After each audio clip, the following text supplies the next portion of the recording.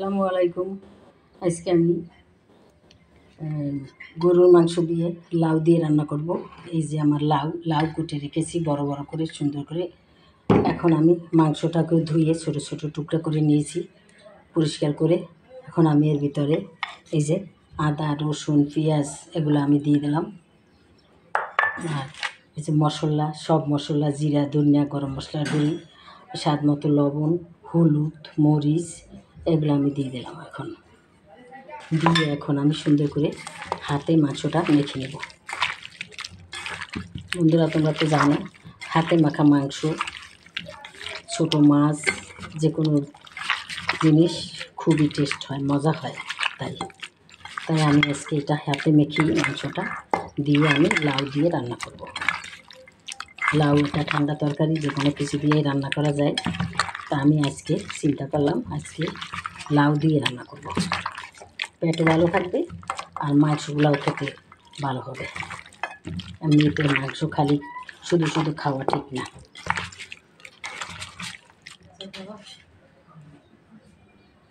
এখন আমি চুলায় পাতিল বসিয়ে দিয়েছি, তেল দিয়েছি। এখন আমি মাংসটা ঢেলে দেব। মাংসটা আমার কষানো হচ্ছে, সেদ্ধ হয়ে গেলে আমি লাউটাকে ঢেলে দেব। মাংসটা আমার কষানো হয়ে গেছে। এখন আমি লাউটা আস্তে আস্তে দিয়ে দেব। লাউগুলি আমি আর সবজিগুলা আস্তে আস্তে করে মাংসের ভিতরে দিয়ে দেব।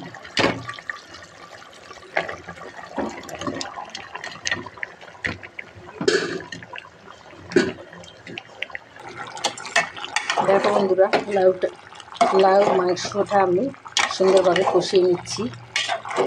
দেখো, দেখতে কত সুন্দর একটা লোভনীয় রেসিপি, দেখতেও যেমন সুন্দর, খেতেও সেই রকমই হবে।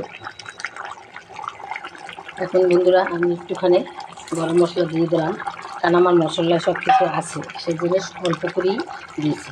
আর আমি কিছুটা গরম পানি পাশের চুলায় আমি কিছু গরম পানি করে রেখেছিলাম। এখন আমি মাংস আর লাউ এটার ভিতরে দিয়ে দিলাম ঝোলের জন্য। লাউ তো নিজেই পানি অনেক উঠে, তারপরে আবার সেটা দিয়ে কষিয়ে ফেলছি। এখন অল্প একটু পানি দিয়ে দিচ্ছি।